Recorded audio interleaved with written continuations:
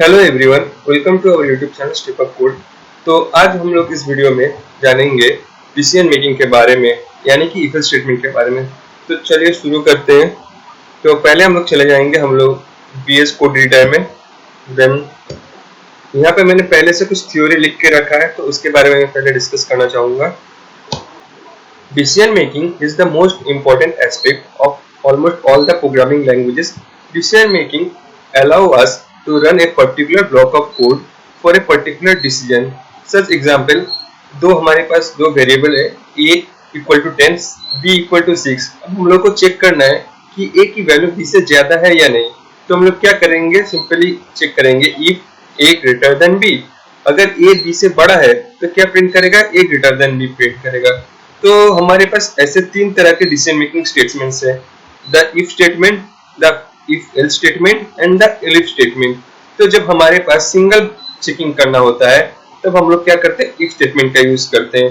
The if statement is used to test a particular condition and if the condition is true it executes a block of code known as if block. जैसे यहाँ पे if एक single block को check कर रहा है, single statement को check कर रहा है, अगर वो ट्रू होता है तो सिंपली वो ब्लॉक को प्रिंट करेगा या एग्जीक्यूट करेगा। उसके बाद आता है if else statement. The if else statement, the if else statement provide an else block combined with the if statement which is execute in the false case of the condition। अगर हमारा condition false होता है तो क्या execute होगा, तब हमारा else block execute होगा। उसके बाद आता है the elif statement।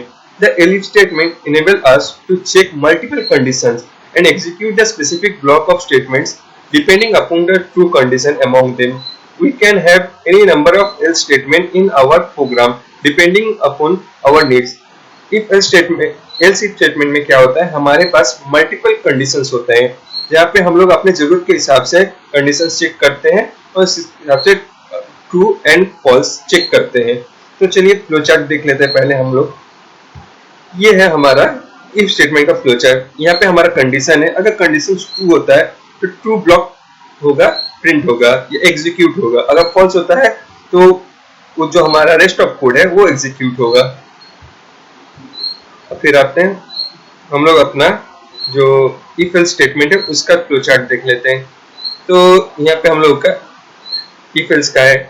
तो अगर हम लोग का यहाँ पे हम लोग का कंडीशन है, अगर कंडीशन ट्रू होता तो इफ का जो बॉडी है वो प्रिंट होगा। अगर फॉल्स होता है तो फिर वो जो बॉडी है एल्स का देन प्रिंट हो गया, फिर आगे का स्टेटमेंट में वो कंटिन्यू करेगा। तो चलिए एग्जांपल के साथ देख लेते हैं। हम लोग इस वीडियो में खाली इफ स्टेटमेंट और इफ एल्स स्टेटमेंट के बारे में पढ़ेंगे और इसके आगे वाले आने वाले वीडियो में हम लोग एलिफ स्टेटमेंट के बारे में पढ़ेंगे। तो चलिए स्टार्ट करते हैं कोडिंग पे। तो पहले हम लोग क्या करेंगे, पहले हम लोग एक फाइल बनाते हैं। सिंपली इसको नाम दे देते हैं if डॉट पाई और इसको कर देते हैं। तो if डॉट पाई खुल गया। तो हम लोग पहले क्या करते हैं, इनपुट लेते हैं यूजर से a equal to int. User से इंट पे इनपुट लेंगे तो हमारे ये प्रोग्राम होने क्या वाला है, हम लोग यहाँ पे ऑड और इवन चेक करेंगे। तो पहले यूजर से एक नंबर इनपुट लेंगे, फिर उसको चेक करेंगे हम लोग। Input enter a number, okay. फिर अब हम लोग को कंडीशन चेक करना है। क्या करेंगे, if a percentage two equal equal 0। अगर हमारा a वेरिएबल जो है उसको 2 से डिवाइड करने पे अगर रिमाइंडर 0 होता है तो वो क्या होगा, इवन नंबर होगा। तो क्या प्रिंट करेगा, प्रिंट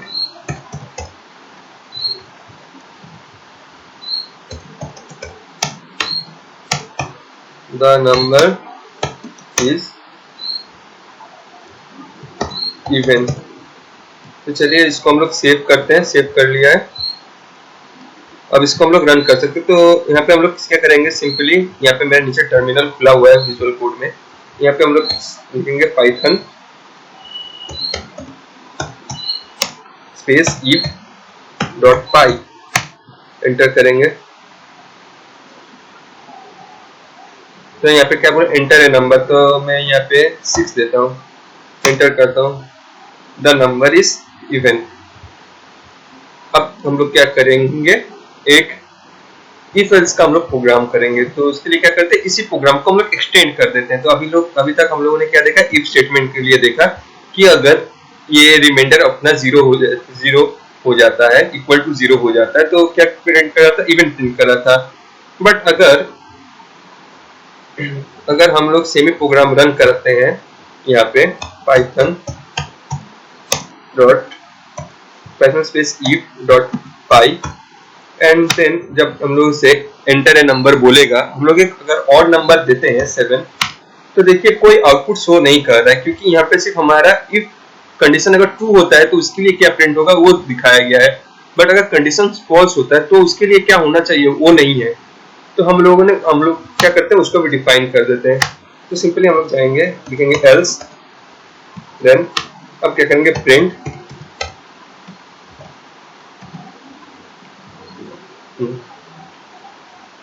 द नंबर इज